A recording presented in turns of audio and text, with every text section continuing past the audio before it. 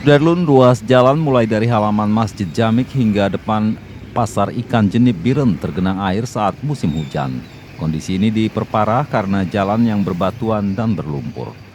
Para warga yang berbelanja harus ekstra hati-hati karena terdapat jalan yang berlubang yang tergenang air hujan dan lumpur. Di sekitar jembatan yang berdekatan dengan pasar juga tampak padat dipenuhi para pedagang berjualan sehingga kawasan tersebut menjadi sempit.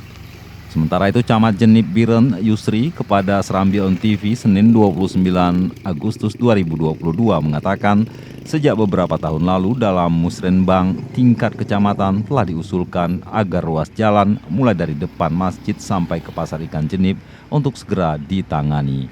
Tahun ini juga melalui musrenbang telah diusulkan pada urutan pertama, namun hingga kini belum diketahui kapan akan dilakukan pengaspalan. Dari Biren Yusman Idris, Serambi On TV.